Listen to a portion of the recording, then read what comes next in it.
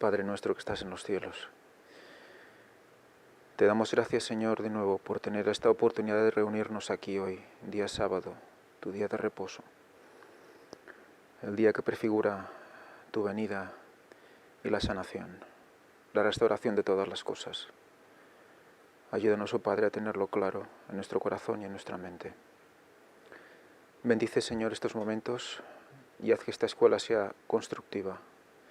Ayúdanos a desenmascarar, a explicar, pero que seas tú, Señor, el que domina nuestras mentes y nuestros corazones, para que así la realidad de la verdad sea incrustada en nosotros para siempre. Señor, oh Padre, te pedimos perdón por nuestros pecados y te pedimos que estés con todos aquellos que por lo que sea no han podido venir hoy. También por aquellos que por alguna razón aún tienen sus mentes dominadas por el mundo y no acceden a reunirse aquí con nosotros o a recibir tu instrucción. Oh Padre Santo, perdona todas nuestras faltas. Te lo pedimos todos en el nombre y la sangre santa y preciosa de tu Hijo Jesucristo. Amén. Amén.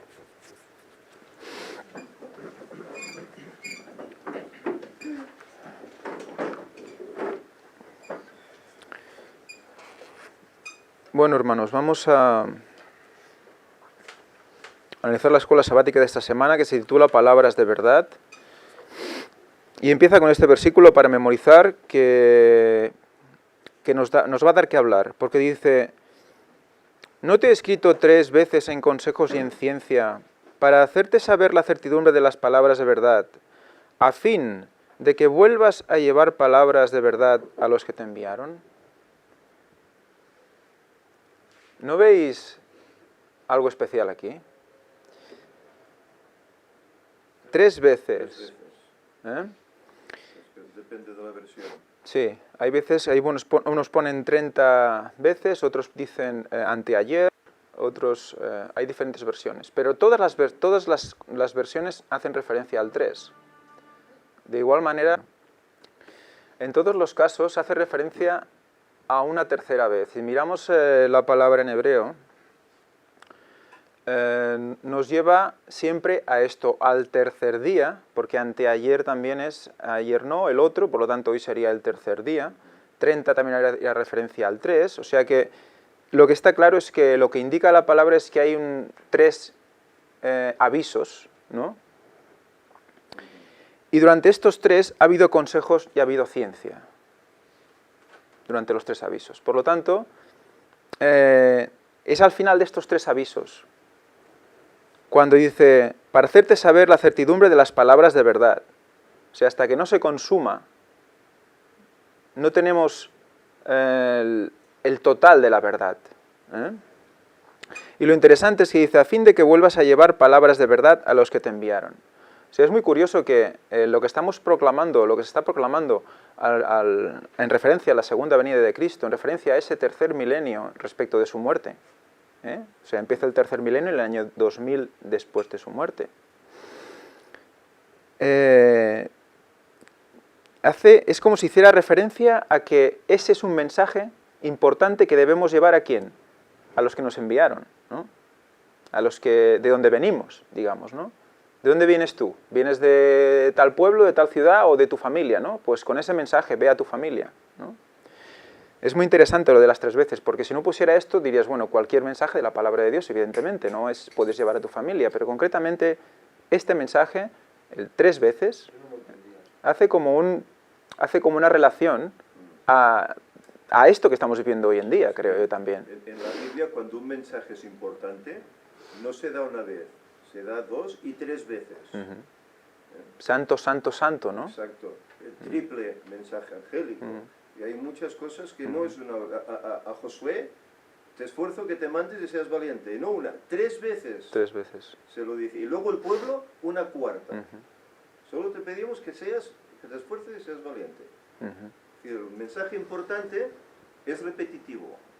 No solo se da una orden, se dan varias. Es muy interesante que la referencia al Padre, Hijo, Espíritu Santo también es como eso, como si los 3 te dijeran santo, santo, santo, esfuérzate, esfuérzate, esfuérzate, ¿no? Pues lo mismo aquí. O sea que también otras versiones que dice que vuelvas a informar fielmente a los que te enviaron, ¿no? Una información veraz, no la que quizás tenían hasta entonces, sino una información veraz. Por lo tanto, tiene muchas referencias, ¿no? Y luego empieza la escuela sabática del sábado, que vamos a leer entera, a ver qué os parece. Porque dice: algunos de los proverbios de esta semana tienen paralelos en los textos egipcios. Bajo la inspiración, Salomón pudo haber modelado esos textos en armonía con la perspectiva específicamente hebrea. Aquí, las palabras de los egipcios se encuentran con el espíritu del Dios de Israel y así llegan a ser revelaciones divinas. Esta observación es importante, pues nos recuerda el carácter universal de la verdad. Lo que era cierto para los israelitas, también era cierto para los egipcios. De otro modo, no sería la verdad. Algunas verdades se aplican universalmente y a todos. El dominio de estas amonestaciones es común a ambas comunidades. Es decir, quien quiera que seas, creyente o incrédulo, y donde quiera que vivas, hay algunas cosas que no debes hacer. Aquí está poniendo por delante el paganismo antes que la palabra de Dios. No sé. Está encendido, sí. Pues decía que aquí la escuela da a entender que los textos egipcios, paganismo, van antes que la palabra de Dios y que Salomón se inspiró en eso, en vez de ser el Espíritu Santo que le inspiró a él para que diga una serie de cosas. O sea, está poniendo la Biblia, el Antiguo Testamento en este caso, como posterior al paganismo. Y eso es interesante porque se hace en muchos casos. Muchos antitrinitarios, por ejemplo, dicen: hay una trinidad pagana, por tanto, eso es paganismo. Cuando encuentres algo en el paganismo, ve la Biblia y lo encontrarás también. Porque antes del paganismo va la Biblia y va Dios. Todo lo pagano es cogido de la Biblia y Satanás lo tuerce a su lado, le da la vuelta y pone sus cosas. O sea que nada que hay en el paganismo puede estar solo ahí. Tiene que estar también en la Biblia y de forma correcta. Y en este caso es exactamente lo mismo. O sea que los egipcios se inspiraron en algo bíblico, no al revés. Exacto. Sí, Y aquí además algunas traducciones que se han hecho últimamente, pues claro, datan algunas cosas como anteriores a los relatos bíblicos. muchas. Entonces, claro, ahí hay aquello que No. se intermezclan unas cosas con Pero ¿lo son o no anteriores a los relatos bíblicos? otras. Yo diría que no. Pues Yo diría... hombre, los textos persas, los textos chinos, los sumerios, más de 4.000 años, más de 3.000 años de historia de algunos textos, yo creo que son más antiguos que la palabra de Dios. Estuvimos estudiando cuando vimos también a Histaspes, que estuvimos estudiando a Histaspes, cuando estuvimos estudiando la procedencia estamos estudiando lo del arca, dónde fue construida y tal, estuvimos estudiando la historia de Histaspes, uno de los reyes persas. Y allí vimos como había filosofía y había conocimientos, igual que hay en los textos, en las citas de culturas chinas y japonesas, igual que hay en los textos egipcios. Ahora vamos a ver en un PowerPoint por qué dice esto este señor. de todas formas, Elena White dice que también cogió textos de otras personas y los adaptó. Incluso los citó, porque vio que aquellos textos eran correctos y los citó. Pero eso es muy diferente, porque ahí había investigación científica respecto, por ejemplo, de la muerte de Cristo, o respecto, por ejemplo, de la alimentación. Y esos estudios que se llevaban en correlación, hecho por gente que también buscaba la verdad, ella los cogía y los adaptaba. Los ponía allí y decía, esto es exactamente igual, además eran citas. Pero estamos hablando de la base del conocer humano y la base del actuar humano. Tenemos que tener en cuenta que ahora estamos hablando de postdiluvianos. Dios, cuando empezó a explicar el plan de redención con la caída de Adán, se empezó a implementar y ya lo contó Cristo mismo a Adán y Eva, y luego ellos lo transmitieron a sus hijos, nietos y así sucesivamente, en el mundo antediluviano. En el mundo antediluviano no existían los egipcios ni los persas, o sea que el conocimiento divino viene desde el inicio y todo esto es posterior, adaptaciones a otras ideas impuestas por Satanás al mundo antediluviano que pasaron luego a las culturas posteriores. Sí, señor. Y aquí está, ¿qué fue primero? Dios, ¿no? Fue primero el conocimiento divino, luego simplemente Satanás copia y tuerce. ¿Cómo actuó Por tanto, Satanás, por ejemplo, con Adán y Eva? ¿Les dijo todo mentira? Les dijo verdad mezclada con mentira. les torció la cosa. No moriréis. Es verdad, comió y no murió. ¿Eh? Pero perdió la vida eterna. Exacto. Entonces, en todo lo que vamos a ver de Satanás, en todo va a haber verdad mezclado con mentira. ¿Por qué? Porque Satanás conoció a Dios, conoció a Jesús, conoció a los antediluvianos y a todas las culturas anteriores. Y puso cosas ahí en previsión. ¿Por qué? ¿Por qué? Porque estaba escrito ¿dónde el Evangelio? En las estrellas. Él conocía lo que había de pasar. Y es más, está conectado. Y es más que si Satanás pudiera inventar algo, se le estaría dando poder creativo. Y eso solo lo tiene Dios. Por tanto, se estaría haciendo inocentemente, quizás a veces, sin darnos cuenta, a Satanás el Dios verdadero. Y Satanás no tiene poder creativo, él no crea nada. Es como nosotros, solo podemos ver, ya, bueno, imitamos, cambiamos algunas cosas, pero en sí no creamos nada de la nada, como hace Dios. Seamos fuertes y perseveremos porque debemos identificar qué es la imitación. Y ver que cuando vemos una imitación, tiene que haber un original. Y ese original siempre lo encontramos en el mismo sitio. ¿Qué pasa con los historiadores? Los historiadores ven la historia de manera lineal. No lo ven como Dios, que está fuera del tiempo. Dios lo ve todo junto.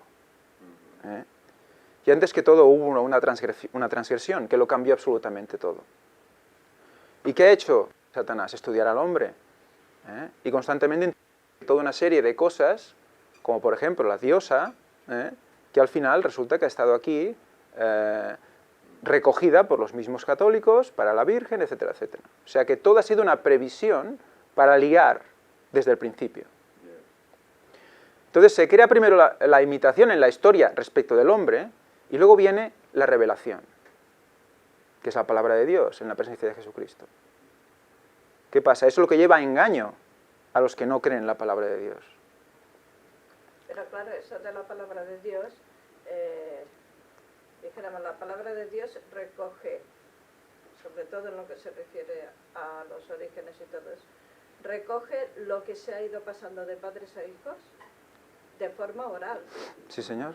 Y durante muchos siglos fue así, hasta que al final alguien inspirado por Dios lo plasmó de forma escrita. O sea que no es una cosa que... Moisés, su primer autor. No es que fuera lo que esta gente dice, o los egipcios o los sumerios o lo que sea, no es que fuera anterior, pues como se ha dicho.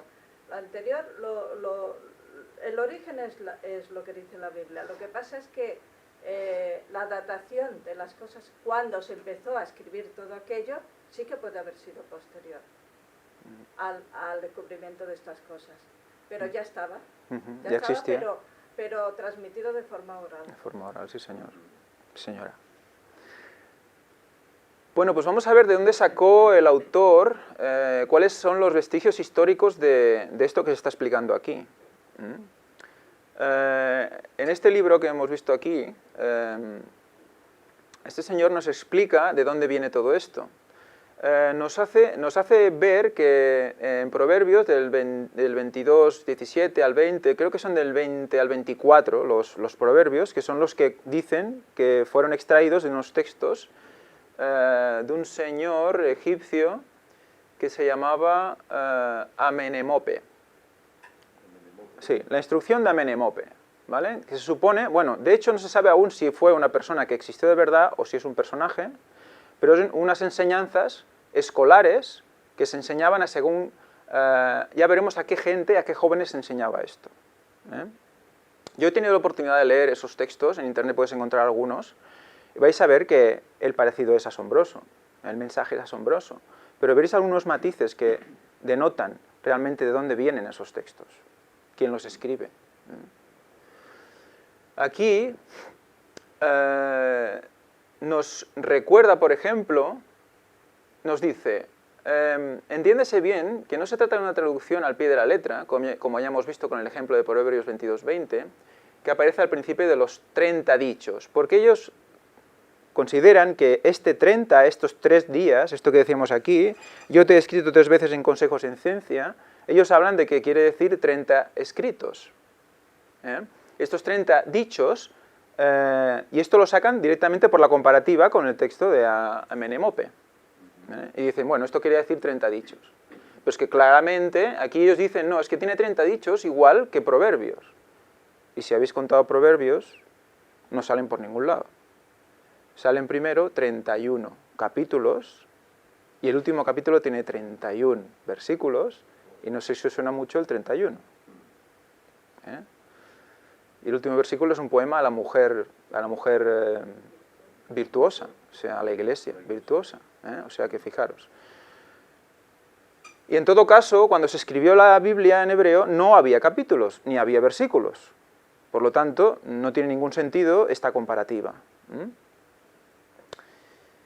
Más adelante, en otro documento que he encontrado también, hay un texto de esta señora, profesora del Instituto Superior de Compostelano de Ciencias Religiosas, y vamos a leer entera esta parte para que veamos realmente a quién iba dirigida esta enseñanza y por qué.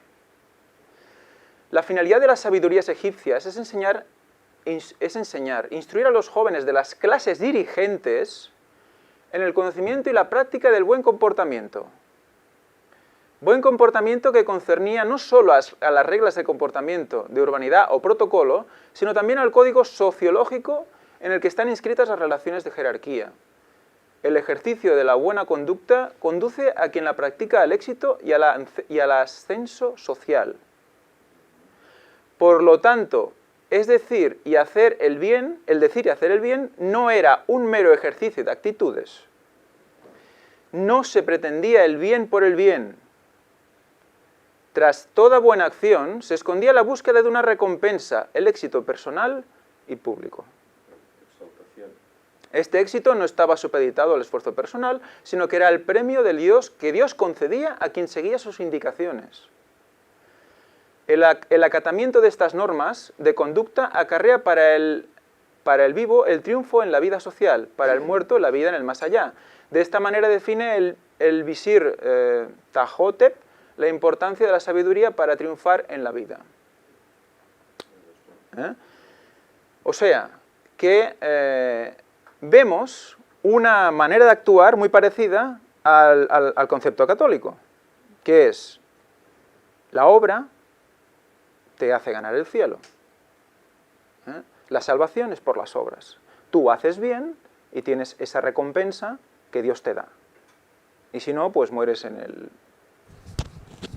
O sea que había una enseñanza dirigida ¿a quién? A los de la alta jerarquía. Para saber cómo moverse y cómo escalar. Y eso hacía que el pueblo también viera sus acciones. O sea que todo estaba dirigido a algo más complejo. Aquí vemos esta persona como justamente en este texto, en el mismo texto que estamos hablando aquí, habla de, te he escrito 30 sentencias, ¿no? Ella lo traduce con 30 sentencias.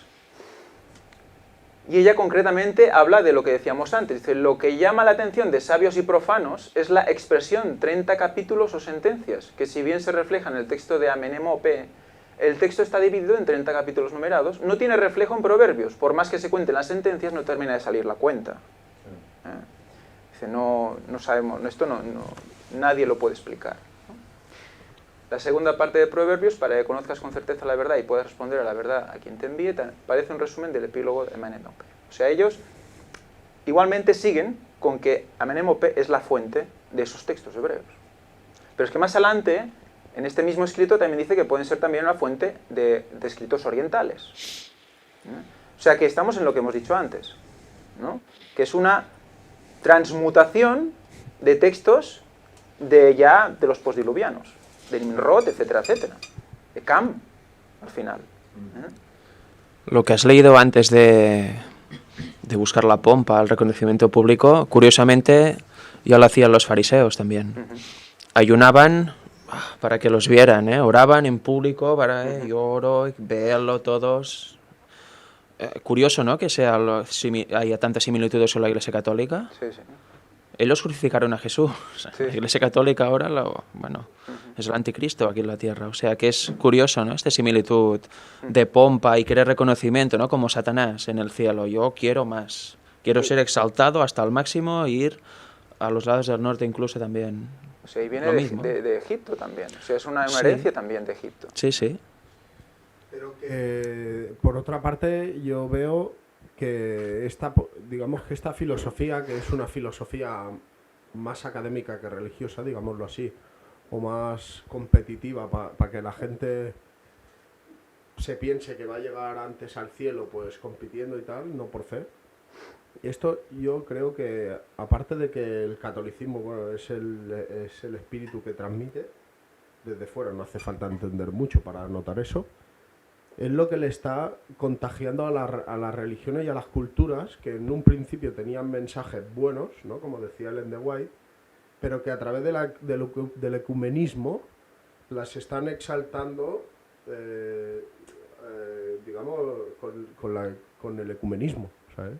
O sea, que hay pueblos y culturas que a través del ecumenismo que está generando el Vaticano, pues las está exaltando, pero introduciéndole ese tipo de filosofía, ¿no? Porque en un principio, yo he estado 3 veces en Marruecos, ¿no?, y eso lo he notado allí. Yo conocí musulmanes hace cuestión de, yo qué sé, de 17 años estuve la primera vez, ¿no?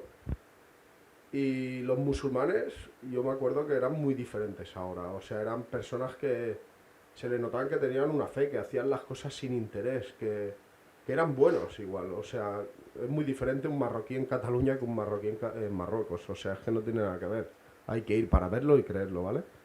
Y yo cuando estuve allí te transmitían ese espíritu de Dios, porque es verdad, lo tenían, o sea, puedes estar más de acuerdo con el Islam o menos, pero te transmitían eso. Ahora en las ciudades ya, de las últimas veces que estuve, notaba que había eso, pero con un interés piramidal competitivo detrás de todo esto. Entonces te vas dando cuenta, ¿no?, de que había habido también contactos del sistema político con otros países, todo, de que la economía va cambiando, de que quieren introducir otras pautas y te vas dando cuenta de que trabajan allí también esta gente, ¿sabes? De que lo mismo que pasa en el mundo cristiano, que puede haber cristianos católicos y cristianos adventistas o más, llámalos adventistas o llámalos más correctos, allí en el mundo musulmán pasa lo mismo, que hay musulmanes muy correctos, que notas en ellos esa fe, y hay los musulmanes que son como católicos, tienen esa misma filosofía, ¿no? Y bueno, yo creo que detrás de todo esto es un trabajo muy sutil, pero que hay que distinguir, y seguramente que ahora con el ecumenismo en Oriente pues estará pasando lo mismo, o sea, es un trabajo muy sutil que ya sabemos que el enemigo lo está haciendo por detrás para hacernos caer en sus redes, para que nosotros saquemos trabajando en la pirámide de ellos, ¿no? Para que él se exalte en la tierra, como Dios sin ser Dios. ¿No? La base del ecumenismo básicamente es que en todas las religiones hay un poco de verdad. ¿Es falso? No es falso. Hay verdad mezclado con mentira. En todas, menos en una. El pueblo de Dios. Por lo tanto, ¿qué pasa? Vamos a coger lo que es común, lo otro lo vamos a dejar, sea verdad o no, y vamos a unirnos en puramente eso. En la frase básica, Dios es amor, ama al prójimo y ama a Dios, ¿no? Y ahí es donde, esa es la base del ecumenismo. Y un poco es lo que me ha parecido ver en estas frases. Alguien que es adventista no puede poner en un texto que así llegan a ser revelaciones divinas la filosofía egipcia. Vamos a seguir viendo, porque creo que va a ser, bueno, la conclusión evidentemente ellos asumen y llegan a la misma conclusión que nos está expresando este señor aquí, que Amenemope fue la base de los proverbios. Es lo que dice esta conclusión de esta historiadora. Y es lo que estamos leyendo aquí. Por eso es importante que, por muchos arqueólogos que seamos, o muy inteligentes que podamos ser, tenemos una base bíblica y hay que tenerla en cuenta. Fuente del texto bíblico es el egipcio. Sí, sí, fuente, el texto egipcio sería no solo una de las distintas fuentes del texto bíblico, sino la que más lo influyó. O sea que el Egipto es lo que influyó más en la Biblia. Eso es la historia, es lo que dicen los historiadores. Y eso es lo que se ve reflejado, aquí lo asocia a una parte de los proverbios, pero es que aunque sea una parte, luego vamos a ver textos bíblicos que vamos a tener que tomarnos muy en serio, porque si no, esto nos rompe toda la base bíblica. Aquí habla de distintas fuentes que formaron el texto bíblico. Sí, sí, sí, porque habla también de los textos orientales también. Esto parece más decantado a lo que solía decir la alta crítica que no a... ¿La quién? ¿La? Que cada vez se asemejan más las conclusiones que hace en según qué lugares, se acerca más a lo que la alta crítica de la Biblia ha ido echando, que no a lo que generalmente se creía, sí, o se aceptaba. O sea que ahí estamos. Y vamos a recordar, me gustaría leeros unas citas de Elena White al respecto, para ver si realmente los egipcios influyeron para bien o para mal. Porque a lo mejor aún hay alguien que no lo ve. Dice, en los proverbios de Salomón se expresan principios de una vida santa e intentos elevados. Principios nacidos del cielo. No dice nacidos del cielo menos Proverbios del 20 al 24, sino nacidos del cielo, que llevan a la piedad, principios que deben regir cada acto de la vida. Fue la amplia difusión de estos principios y el reconocimiento de Dios como aquel a quien pertenece toda alabanza y honor, lo que hizo de los comienzos del reinado de Salomón una época de elevación moral, tanto como de prosperidad material. Aquí le resta, leyendo esta frase, lo que se ha dicho anteriormente, le resta la sabiduría que Dios le dio a Salomón. Sí, directamente. Porque entonces tuvo que echar mano de otras cosas. Lo vio y dijo, pues ahora me ha venido una inspiración especial, voy a escribir, con la ayuda de Dios voy a... ¿No?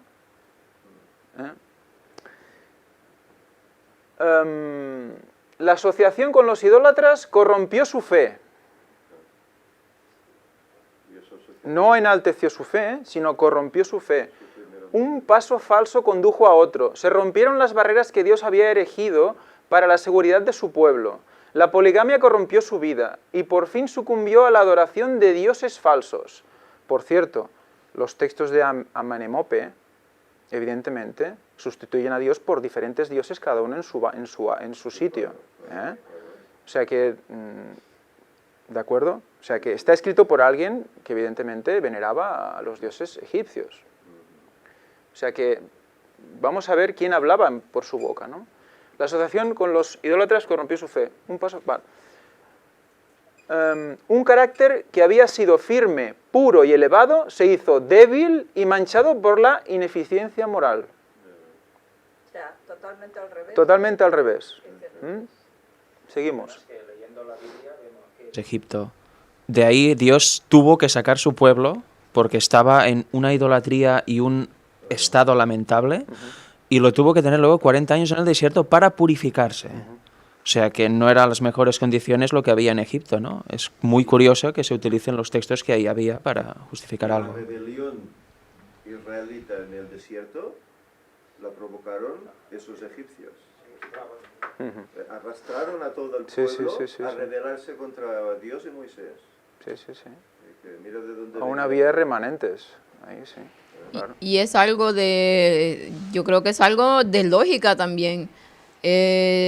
Los egipcios, como tú dices, adoraban a otros dioses. Entonces, ¿cómo Salomón, si está siendo inspirado por Dios, va a agarrar cosas de otras inspiraciones a otros dioses. Es totalmente ilógico, no tiene razón. Entonces, el hecho de que esté ahí esto da que pensar, porque si la persona es un poco inteligente y tiene algo de razonamiento, se pone a pensar esto.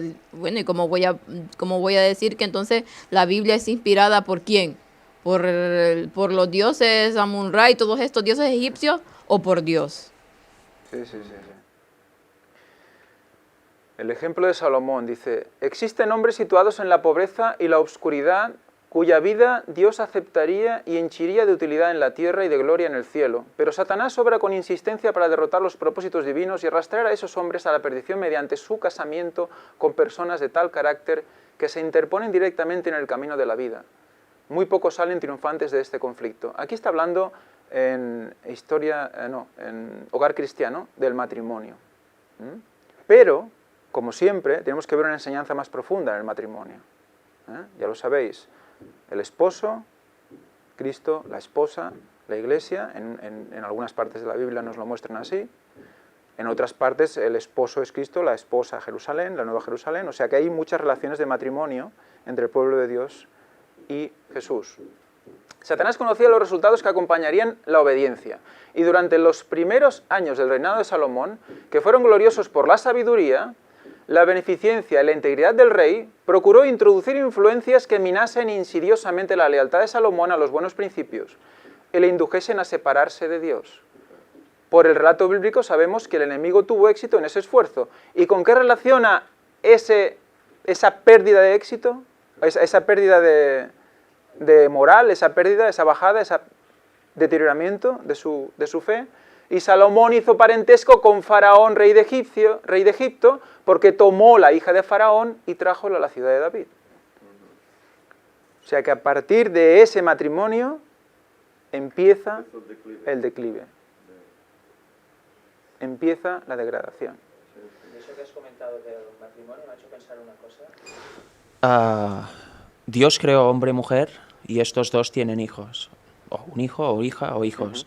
No creó hombres, mujeres, todos juntos tienen hijos. Son dos más un tercero, un cuarto, lo que sea, hijo. ¿Eso por qué lo hace, no? Génesis dice que formó al hombre a su semejanza, a la semejanza de la divinidad, a imagen y semejanza. Pues el matrimonio simboliza exactamente esto. Si fuera como Dios quiere, si no hubiera interferencias satánicas, ni hubiera tanto caos en el mundo, todo sería una balsa de aceite porque se reflejaría la imagen de Cristo, la gloria de Cristo, la gloria de la divinidad. Y eso también se puede aplicar a la iglesia. En un grupo, como por ejemplo aquí, ha de haber un mismo sentir y un mismo hacer en todo. Somos un cuerpo, la iglesia es un cuerpo, formado por distintas partes que tienen, cada uno con su don, tiene que actuar, pero con un objetivo común. Si en algún momento entra alguien discordante con doctrinas erróneas o que crea división, ha entrado Satanás y va a pudrir al cuerpo. Por eso es muy importante blindarse, estar siempre muy unidos y evitar esas entradas con divisiones. Porque si pasa eso, no se refleja la gloria de Cristo y todo se acaba pudriendo con el tiempo. En cambio, si hay unidad total, se refleja por completo la gloria de Cristo y así hace efecto el mensaje. Y es lo que se está viviendo, por ejemplo, con ese ministerio. Yo mismo soy fruto de reflejar la gloria de Cristo en su momento los que estaban aquí, porque si no, no hubiera creído en todo esto. Y más testimonios que hay. Por eso es muy importante este hecho del matrimonio y la divinidad para mantener la unidad verdadera, la hat, que dice la palabra.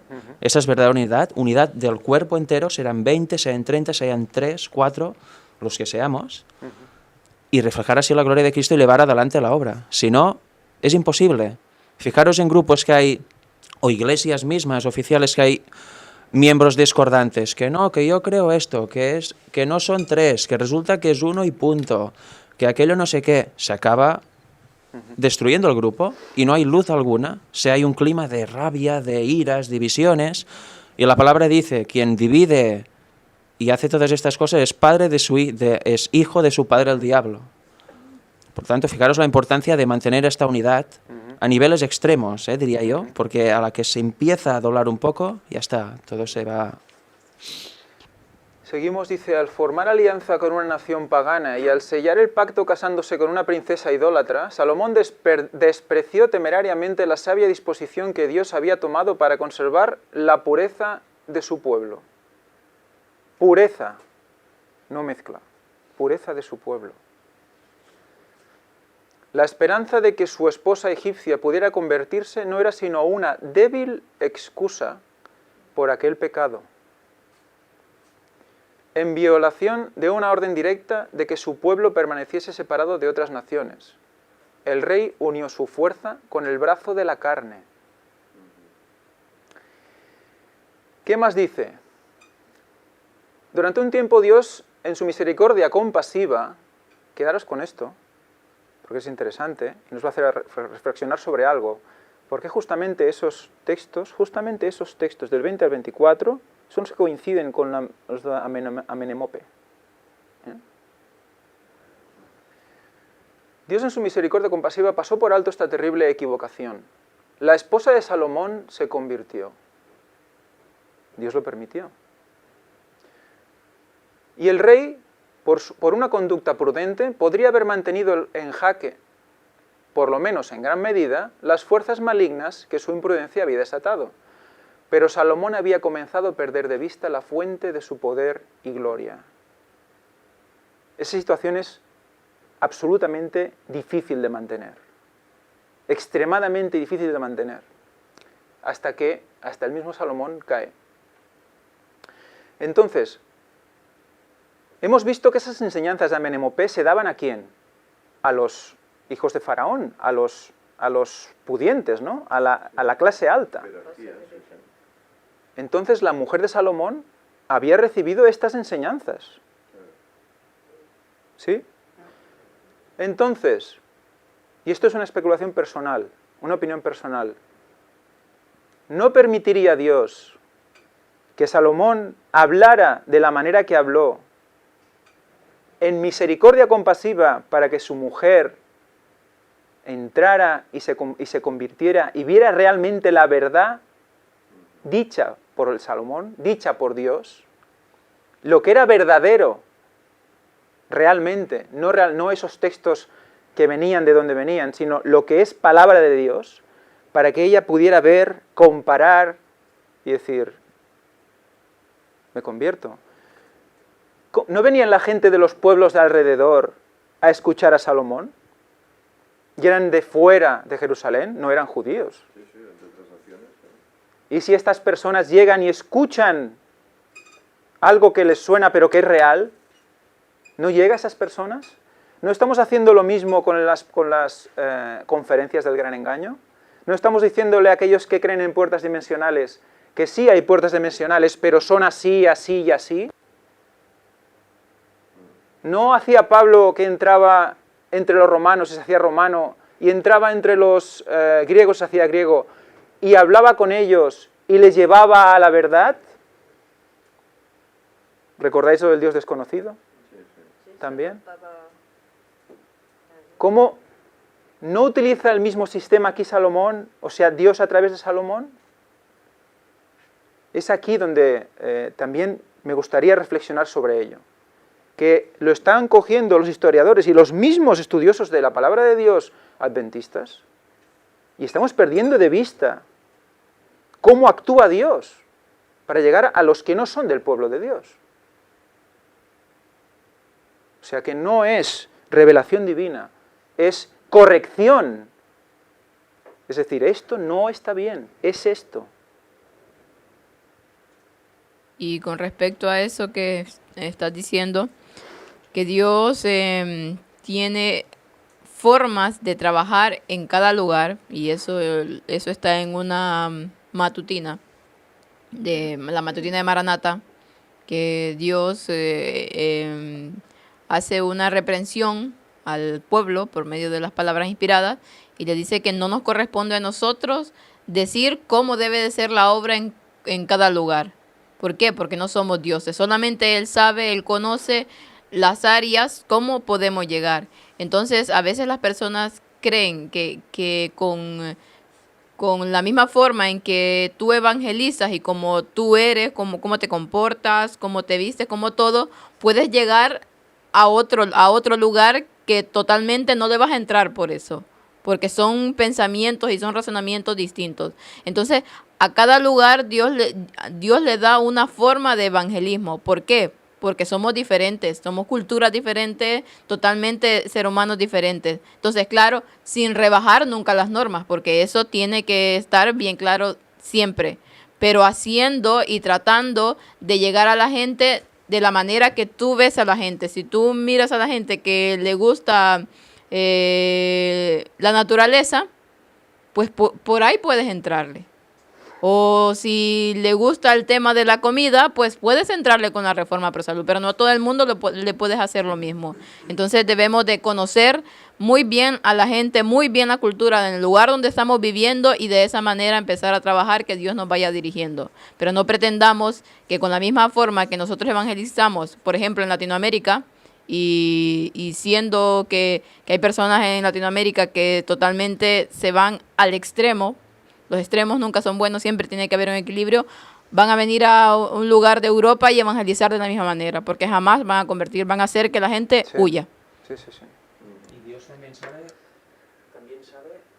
quién no puede evangelizar, porque hay una verdad y hay dos personas, por ejemplo, que la pueden saber perfectamente, pero uno de los dos va a hablar a una tercera persona, y la persona que recibe la verdad dice, uy, no me acaba de convencer, va al otro y quizás sí.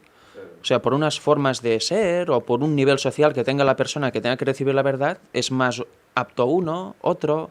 El que no es apto por aquí servirá para otro tipo de persona.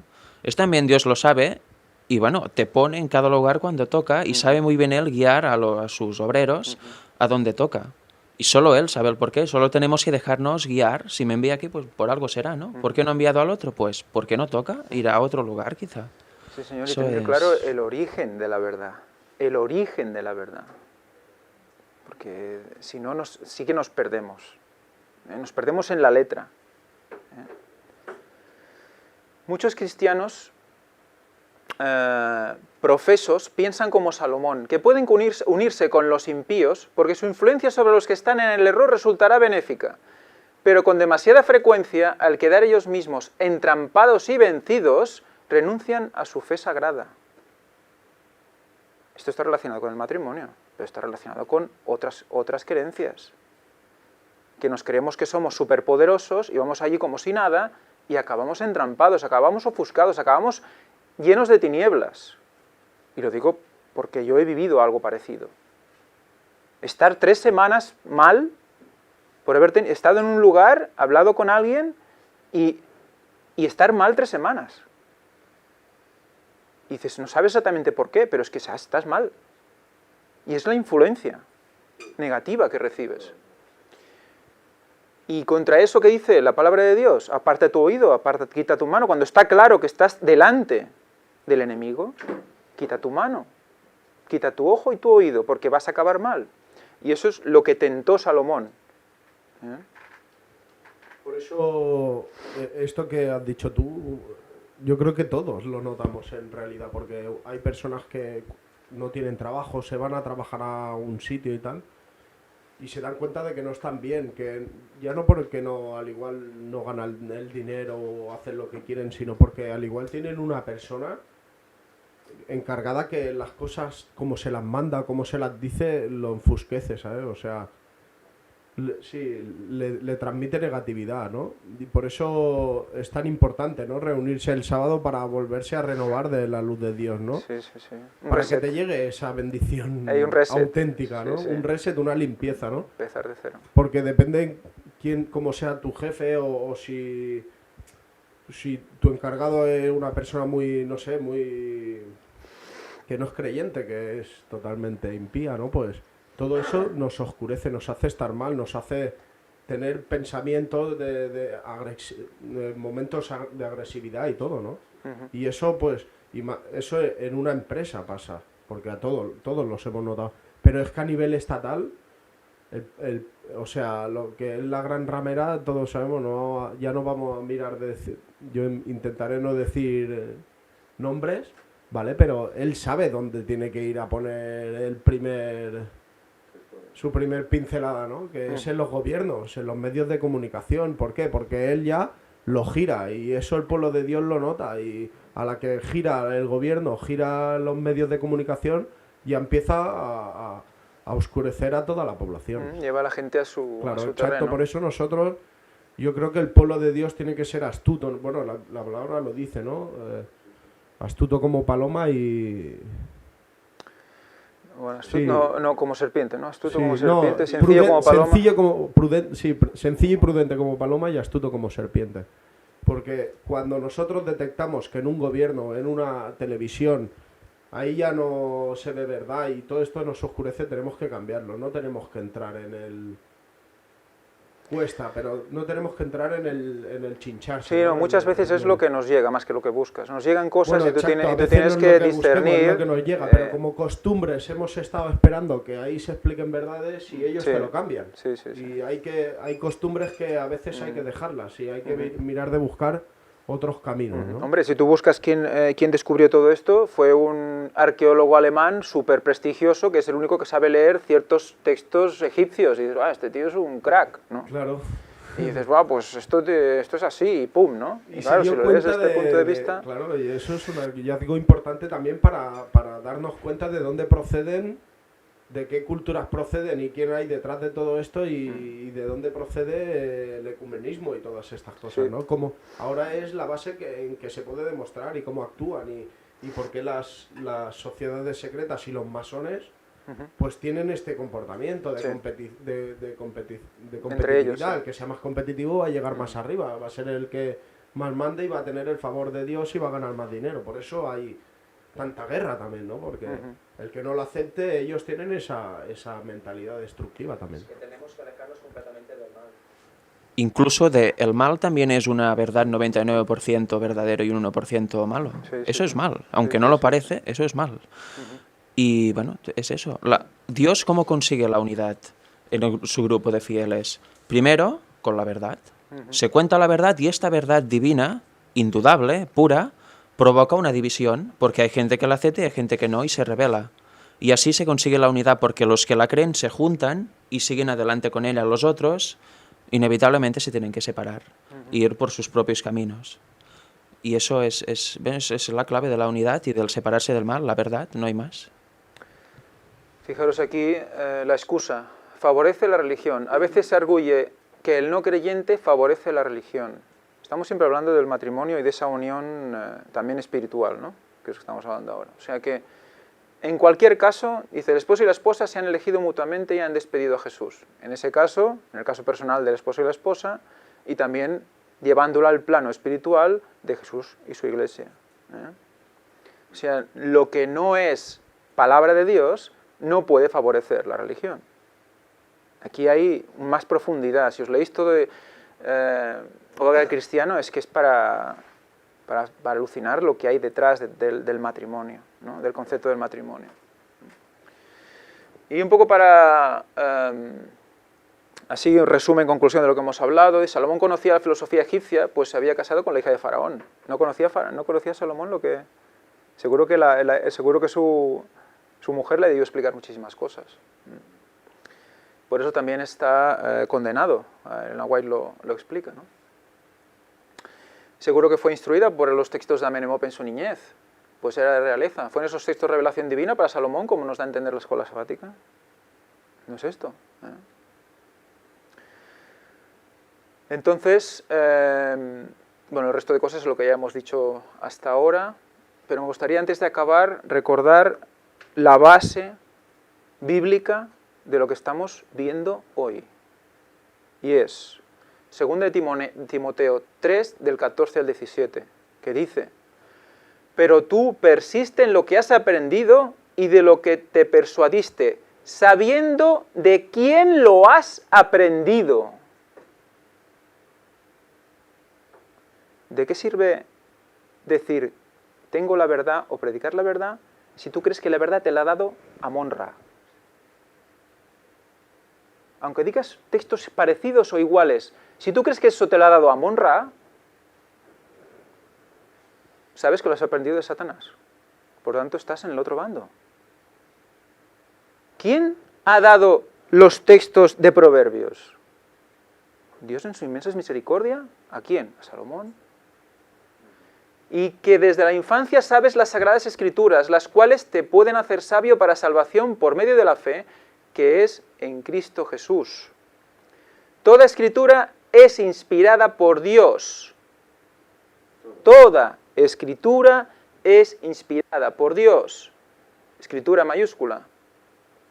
Y útil para enseñar, para redarguir, para corregir, para instruir en justicia, a fin de que el hombre de Dios sea enteramente apto, bien pertrechado para toda buena obra. ¿Te fijas que en el 16 redarguir, corregir, instruir en justicia es precisamente lo que hace el Espíritu Santo?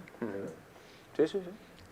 Es unos cuantos de los atributos que hace el sí, Espíritu Santo a todas las personas. Me acabo de dar cuenta ahora.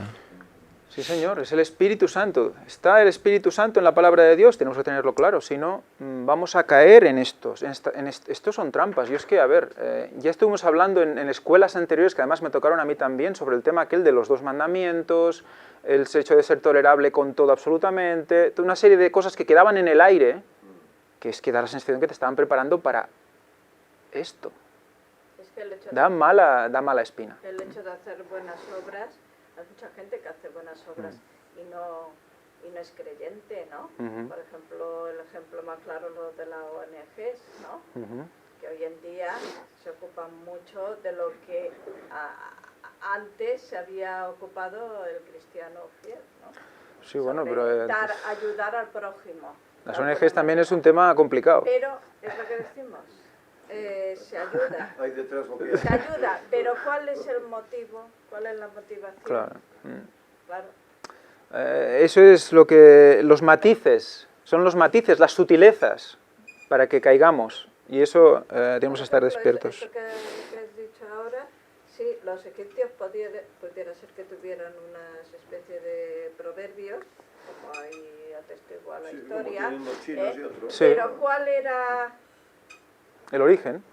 el origen y cuál era La finalidad. la finalidad de aquellas cosas? Ya no es la misma finalidad de la que nos expresa la Biblia. A ver, tenían esclavos ahí machacándolos, que estaban los mismos hebreos siendo esclavos. Eso no se lo enseñaban a los Era hebreos para probablemente. exaltarse. Y en cambio la Biblia es totalmente lo contrario, ¿no? Es muy diferente. Entonces debemos estar atentos a esto. Es que las buenas obras son producto de la fe en Cristo. Las buenas obras en mayúsculas, porque hay buenas obras que no van precedidas de la verdadera fe.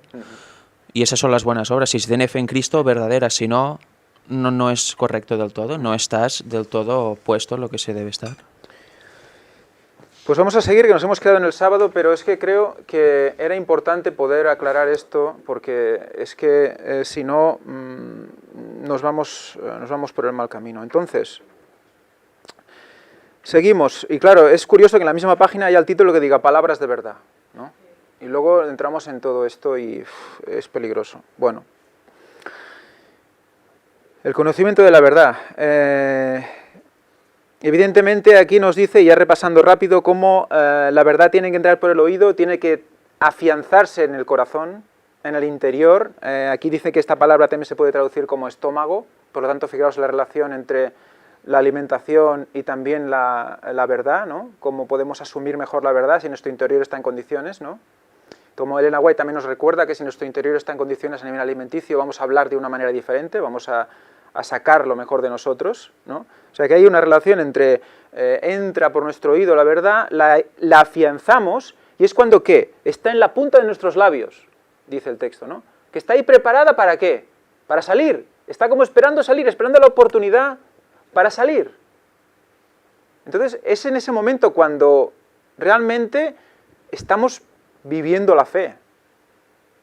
Cuando tú ves un alma y dices, es que tiene que conocer la verdad, porque es que si no, se va a perder, y si está delante mío es que me ha tocado a mí, y estás como que no puedes esperar el momento de decirle, ¡pam!, ¿no? Esa es la sensación, ese es lo que vivimos. Pues es una reflexión, es un autoexamen pensar si eso lo estamos viviendo así, o realmente nos importa relativamente poco si esa persona va a recibir de nosotros una enseñanza, un apoyo, un algo que dé y que testifique, ¿no?, de la palabra de Dios. Fijaros, bueno, esto es un poco lo que iba a decir, una cosa que ya he dicho, o sea, me da la entrada a mí mismo. También nos habla de la fe y dice, por definición, la fe es creer en lo que no comprendemos plenamente. Y bueno, me gustaría aclarar la certeza. La fe es la certeza de lo que se espera, la convicción de lo que no se ve. Por lo tanto, dice, debemos tener buenas razones para esa fe. ¿Qué pasan a ser buenas razones para tener fe? Lo que ya conocemos, lo que se nos ha revelado, lo que se nos ha mostrado y demostrado. Y eso nos puede servir ¿para qué? Para creer el resto de cosas que aún no conocemos, pero que nos explican la palabra de Dios que son verdad. Siempre Dios actúa igual, nos muestra una parte y nos dice, mira, esto te lo acabo de demostrar, de aquí hasta aquí. Y queda una parte más que la tienes que creer por fe. Te lo acabo de demostrar, soy yo. Y poco a poco te va mostrando un poco más. Y aumenta tu fe, pero siempre queda algo más que tienes que creer por fe. Por eso estaremos toda la eternidad aprendiendo de Dios, la sabiduría. Si no actuamos así, si esperamos que el 100% de las cosas sean mostradas ante nuestras vistas, pues evidentemente si no actúa la fe, vamos a perder. Vamos a llenarnos de conocimiento, de letra, pero nos vamos a perder. Me gustaría pasar directamente a la lección del martes. Celosos de los impíos. Nos hace reflexionar en que muchas veces tenemos esos celos y esa envidia de gente que tiene pues muchas cosas, que para nosotros es que tiene la vida solucionada. ¿Cómo puede ser que esta persona, haciendo lo que hace, tenga la vida solucionada? Si está engañando a este, está robando al otro, ¿no? Y te quedas... Pero ¿realmente tenemos que mirar eso? ¿Eso es lo que nos tiene que preocupar? Dios sabe el corazón de cada uno, y lo que no podemos hacer es tener envidia de los que considerados impíos. También nosotros no somos quien para decir si alguien es impío o no, pero sí que vemos cosas y vemos hechos que realmente denotan que algo, por sus frutos los conoceréis, ¿no? Por lo que debemos tener claro en quién tenemos que poner la mira.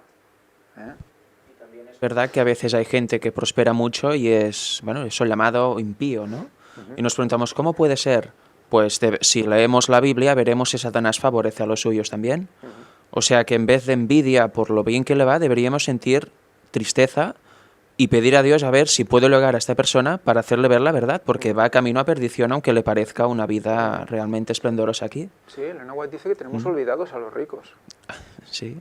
Tenemos olvidados que hay que hacer pasos definidos para llegar a estas personas, porque muchos de ellos se encuentran realmente perdidos, realmente mal. Y muchas veces el afán de riquezas hace que una gente se vuelva rica, pero porque quiere llenar un vacío que no hay maneras de que llene. Hay veces que hay un trasfondo moral, espiritual, detrás de este afán de conseguir cosas, ¿no? Que se llenaría solo con abrir la palabra de Dios en ciertos puntos, ¿no? En cualquier punto al azar, y leería sabiduría, ¿no? Porque tenemos tendencia a pensar por nosotros.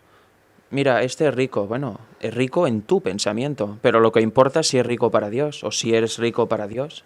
La riqueza humana es totalmente opuesta a la riqueza que quiere Dios para su pueblo y para su gente. Porque la verdadera riqueza de hecho la tendrá quien se gane la vida eterna.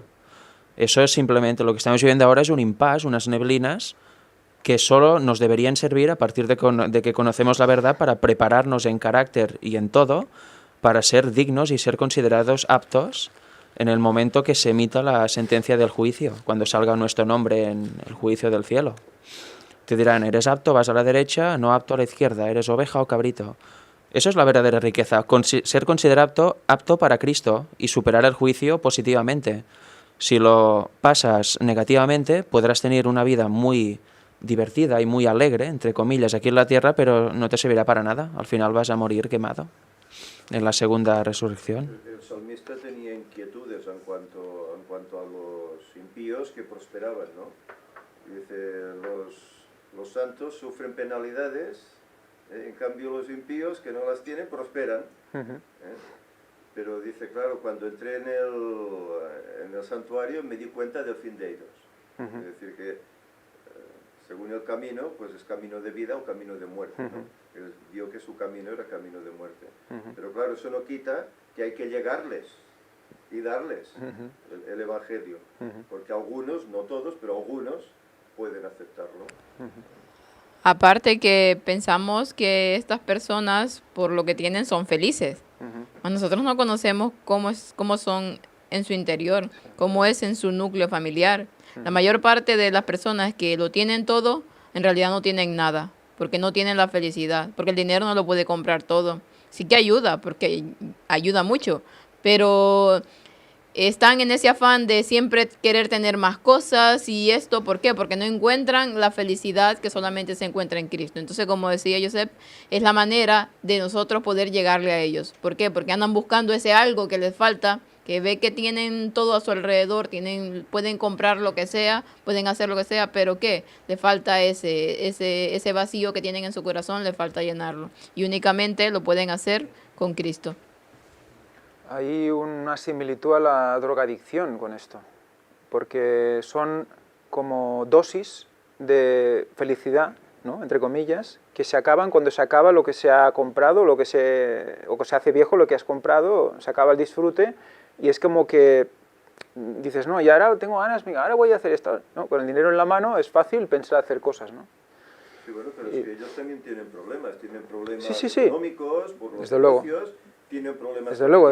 también pierden seres queridos, también caen Desde luego. Porque no están exentos, igual que el no tan beneficiado, por así decir, ¿no? Desde luego. Y que no están exentos. Y como decía Fanny, pues muchos de ellos carecen de esa felicidad absoluta porque no tienen lo que realmente necesitan, que es el conocimiento de la palabra.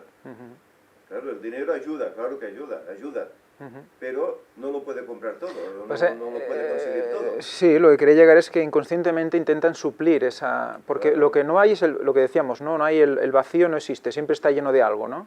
Yo he conocido muchos de buenas familias que lo han tenido todo y se han echado la droga y tal, tanto que tenían, han experimentado cosas negativas como esas, que es sabido por todos el daño que ocasiona. Pues se han echado a ese mundo y bueno, algunos de ellos ya están irreparables. Que dices, ¿cómo es posible, no? Tiene el mundo en sus manos y escoge ese camino a un extremo. Sí. Pero bueno, es lo que hay, en su afán de la felicidad absoluta, a veces se introducen en caminos inapropiados. Y el diablo, jajaja, contento, claro. Y eso que habéis comentado del dinero es interesante, porque si se tiene dinero, puedo hacer cosas, estoy tranquilo, ¿no? Hay una tranquilidad. Y cuando se pierde el dinero, cuando no se tiene, lo he perdido todo. Eso es hacer el dinero Dios. Porque aunque no haya dinero, hay Dios. Si eres fiel a Él, Él te puede dar 4.000 millones de dólares o de euros si quiere ahora mismo, si no lo haces por alguna razón, pero tu fuente aún está activa. Por tanto, confía en Él y Él te irá guiando si le eres fiel. Y tenemos la tendencia, todos, yo también, muchas veces, de que si hay dinero muy bien, si lo pierdo, ahí estoy perdido, ya no tengo nada, entra la depresión y eso es provocado por Satanás y la idolatría, que en este caso sería idolatría al dinero.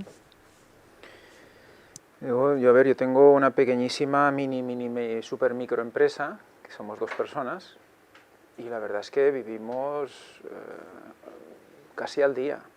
Y es curioso, yo ya hace, no sé, 2 años que no sé lo que voy a hacer la semana que viene de trabajo. Y Dios hace y deshace constantemente. Entiendo eso, Sí, ¿eh?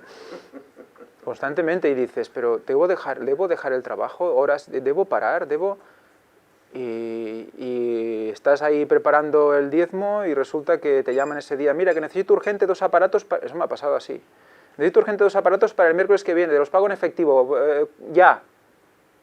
Pero, ¿qué me estás diciendo? ¿Para cuándo? Ya, eso no me había pasado nunca. Venírmelos a buscar a casa, pagarme en efectivo el dinero que eso tampoco es normal, y llevarse los aparatos. Nunca me había pasado.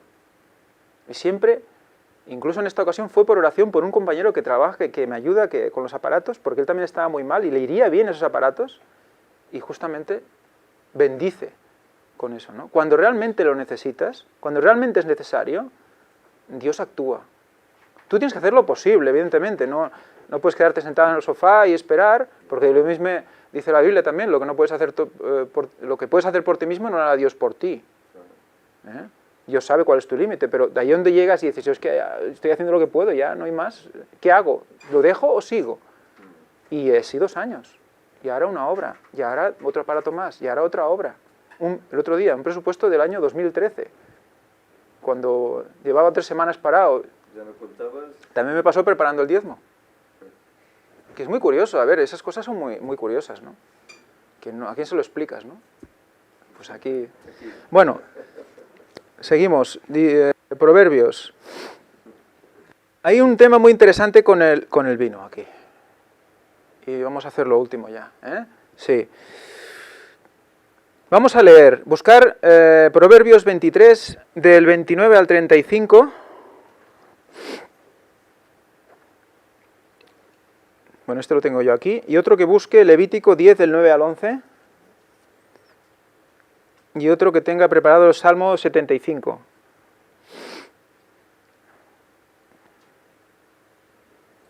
Y otro... Proverbios 23, ese ya lo tengo yo, ese ya lo cojo yo. Otro Levítico 10, del 9 al 11. Y otro Salmo 75. ¿Cómo? ¿Cuál es el primero? El primero ya lo tengo yo. El de Proverbios lo tengo yo. Levítico 10, del 9 al 11. El 10 Vale. es este, ¿no? Luego queda Juan 6, 56.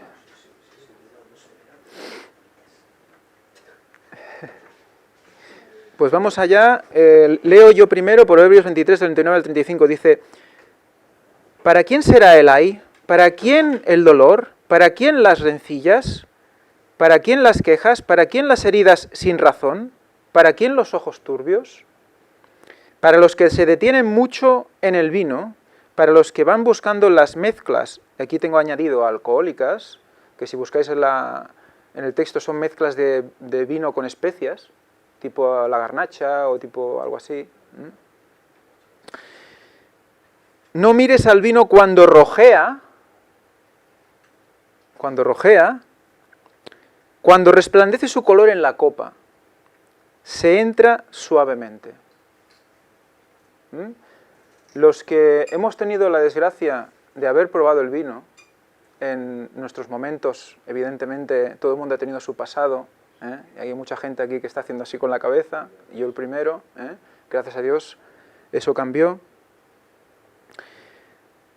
Sabemos que el vino alcoholizado entra suave, y luego te mantiene narcotizado durante un tiempo hasta que despierta. Y luego notas todo lo que te has metido en esa comida, etc. Notas también ese mal dolor de cabeza, notas ese síndrome del despertar de todo lo que te has metido narcotizado. Mas al fin, como serpiente morderá y como áspid dará dolor. Tus ojos verán cosas extrañas y tu corazón hablará perversidades. Serás como el que yace en medio del mar o como el que está en la punta de un mástil y dirás: me hicieron, mas no me dolió, me azotaron, mas no lo sentí. Cuando despierte aún volveré a pedir más. O sea, después de haberlo pasado como lo has pasado, te despertarás y dirás: quiero otra.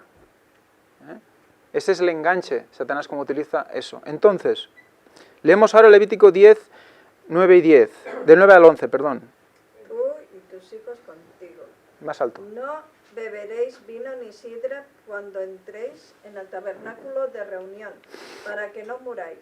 Estatuto perpetuo será para vuestras generaciones, para poder discernir entre lo santo y lo profano, y entre lo inmundo y lo limpio, y para enseñar a los hijos de Israel todos los estatutos que Jehová les ha dicho por medio de Moisés.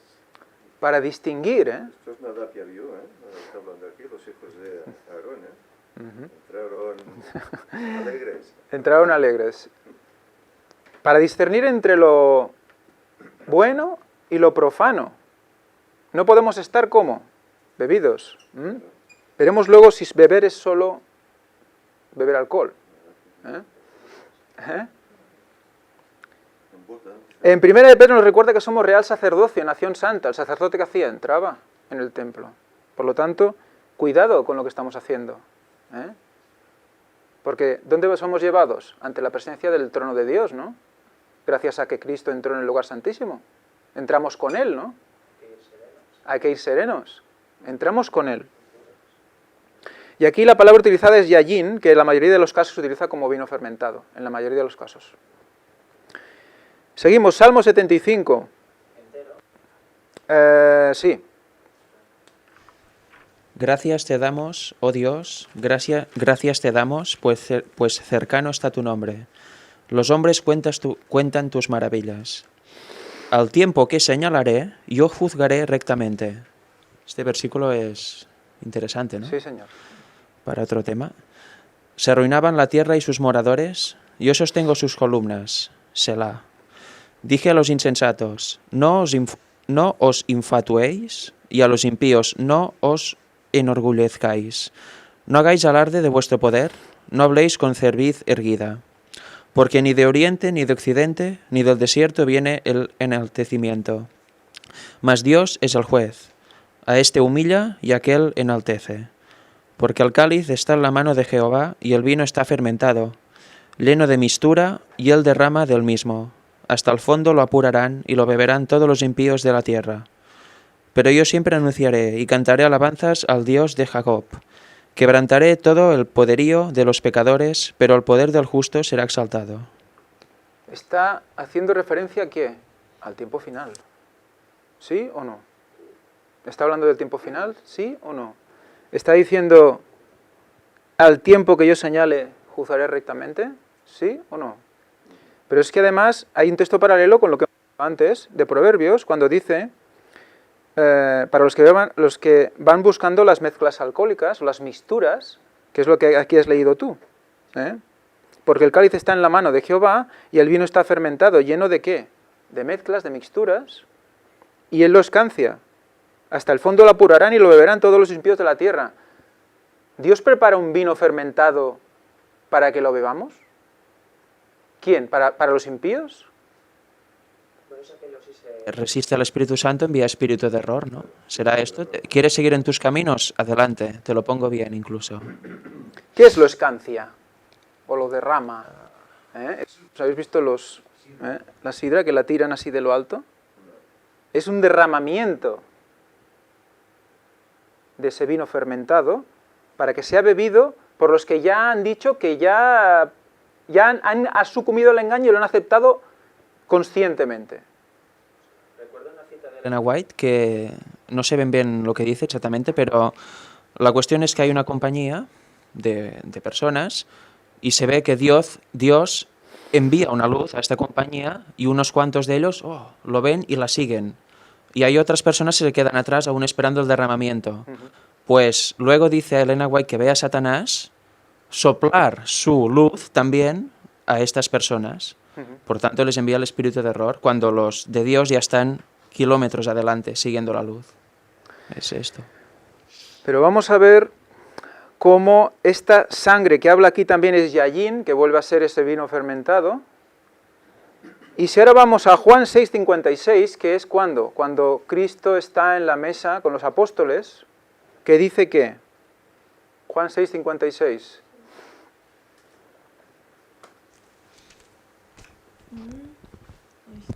El que come mi carne y bebe mi sangre permanece en mí y yo en él. El que come mi carne y bebe mi sangre permanece en mí y yo en él. La sangre aquí es jaima, del griego jaima, y aquí la sangre es sangre también, literalmente, pero también se puede asociar a ¿qué? Jugo de uva.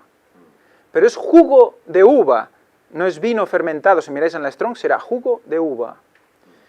O sea que tenemos, ¿qué? Dos derramamientos, ¿no? Uno de la copa que cae, ¿qué? vino fermentado, y otro derramamiento del cual hemos de beber. Su sangre. ¿Literalmente? No, evidentemente.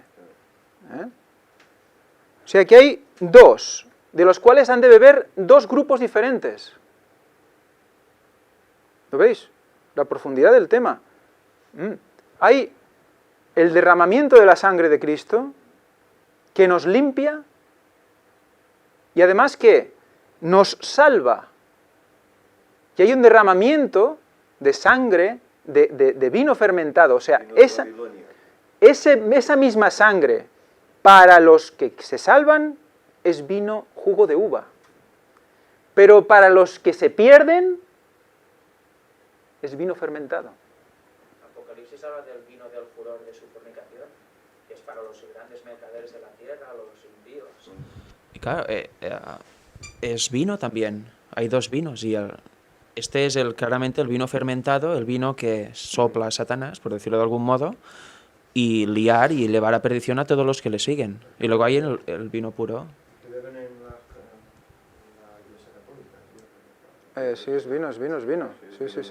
O sea que les da a beber el vino de los impíos, de los que van a recibir los impíos. O sea, la simbología entre la sangre y el vino es tan profunda que un mismo derramamiento lleva a unos a perdición y a otros a salvación.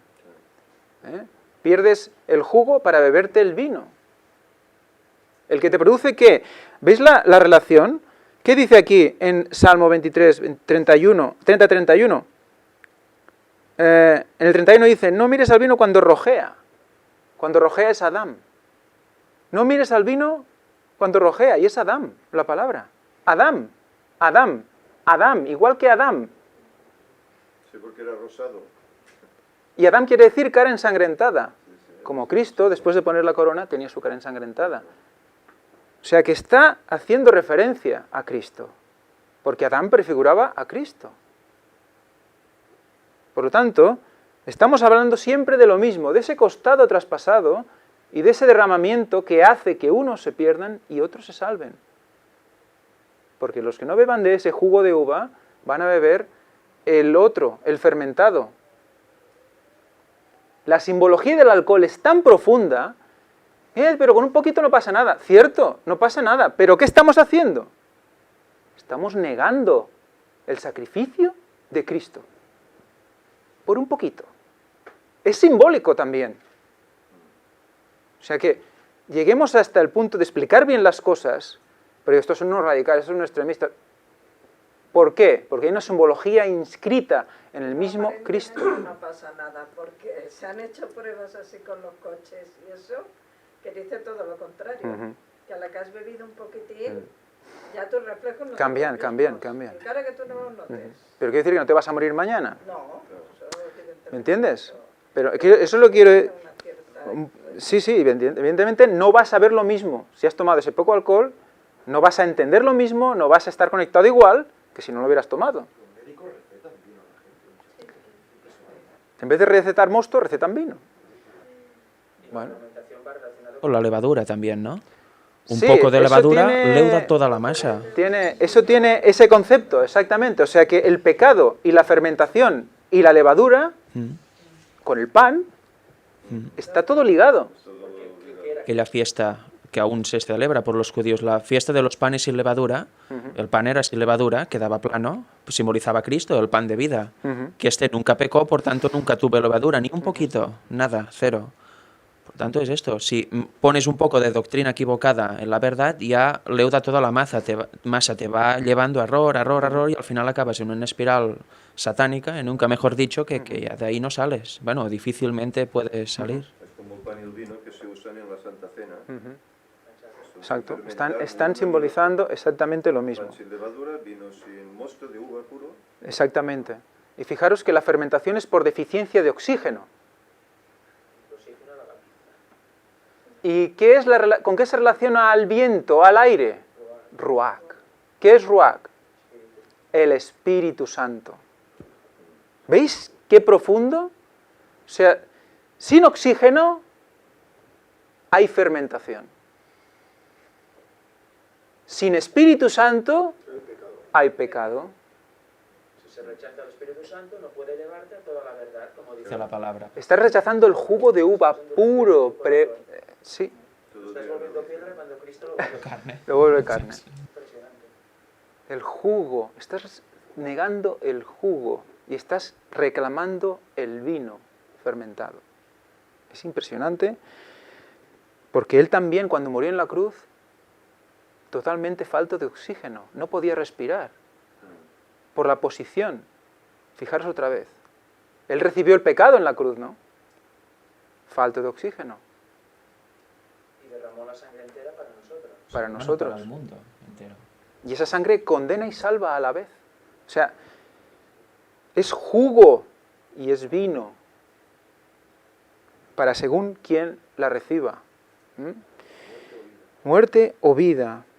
O sea que fijaros, a mí fue muy curioso, bueno, todo esto es impresionante. Y además luego llegará que la fermentación no se produce solo por beber alcohol. La fermentación se produce por la mezcla de alimentos. Y Elena White lo recuerda, dice, debemos evitar la fermentación. ¿Por qué? Porque es alcohol.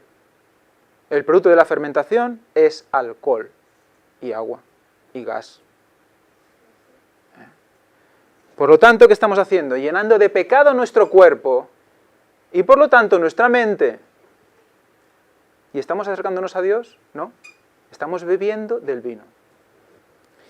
Muy bien.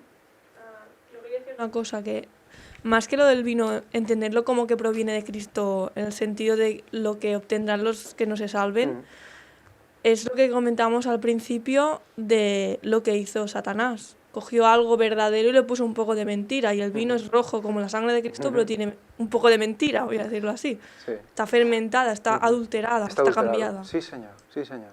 Es la sangre de Cristo, exacto, es una imitación, exacto, sí, señor. Precioso.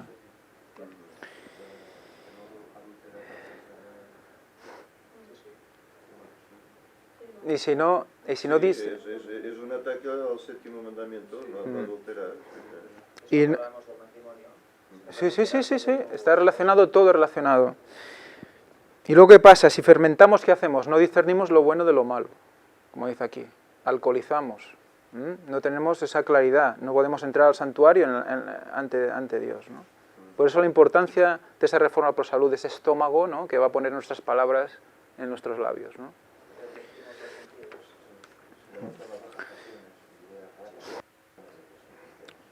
Bueno, ya solo para acabar, aquí nos recuerda la inacción que mata también, como la inacción mata. La lección nos recuerda que el hecho de no hacer nada por alguien sabiendo que puedes hacerlo lo mata. También a nivel espiritual, lo que decíamos antes, si tienes a alguien adelante tienes que hacer algo, no sé qué, algo de lo que el Espíritu te mande, sea un beso, sea una mirada, sea una palabra, lo que sea. Y solo acabar ya con las citas de Elena White del viernes, que dice: las almas que viven a nuestro alrededor deben ser despertadas y salvadas, porque en caso contrario perecerán. Realmente, pim, pum, o sea, o blanco o negro, o sea, si no decimos algo, perecerán. Hay que creérselo, porque si es que no vamos a diluir. No tenemos un momento que perder. Todos ejercemos una influencia a favor o en contra de la verdad. O para allá, o para allá. Qué peligroso, ¿no? Qué responsabilidad, ¿no? Debo llevar conmigo una evidencia inequívoca de que soy de los discípulos de Cristo. Necesitamos algo más que solamente la religión del sábado. Necesitamos el principio viviente y sentir cada día responsabilidad individual, cada día. Decir, Dios ha puesto en mí una responsabilidad, cada día. Muchas personas evitan esto. ¡Wow! Pero muchas personas evitan esto. La veo, pero me la quito de encima porque estoy más tranquilo si no la ejerzo. Eso es hipnosis. Por cierto, recordaros que el alcohol inhibe el sistema de activación reticular y entras en un estado de hipnosis también.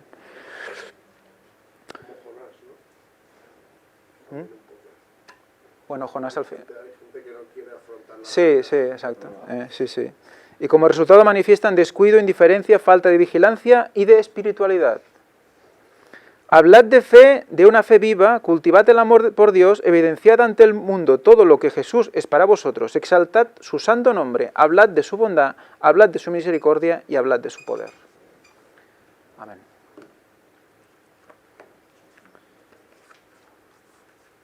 Que Dios os bendiga. Hacemos una oración para acabar. ¿Alguien? ¿Quién tiene micro? ¡Ah! Te ha tocado.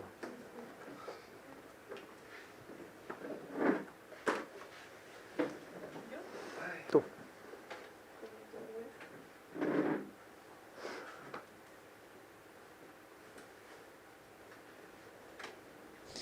Padre nuestro que estás en los cielos, gracias por esta escuela sabática en la que hemos visto cómo en lo que se nos presenta una escuela donde tenemos que aprender palabras de verdad, hay mentiras. Porque tú nos permites discernir entre la verdad y la mentira. Gracias. También te damos gracias por cada uno de nosotros, porque podemos venir aquí y escuchar tu palabra. Permítenos volver a nuestras casas con seguridad y que las personas que no han venido puedan escuchar esta escuela sabática y que sea de edificación para ellos también. Te queremos pedir por las personas que aún no aceptan este mensaje o que no les ha llegado, para que les llegue y llegue a su corazón. Que tu sangre se derrame sobre ellos para que obtengan la sabiduría y la verdad. También te queremos dar las gracias porque nos permites tener aliento de vida día a día, poder descansar tranquilos y levantarnos con energía. Por favor, Señor, quédate con nosotros para el culto que va a seguir y para la semana que empieza cuando acabe este sábado. Te pedimos gracias por todo esto y por la crucifixión de Cristo para nuestra salvación. Te lo pedimos todo en nombre de Jesús. Amén. Amén.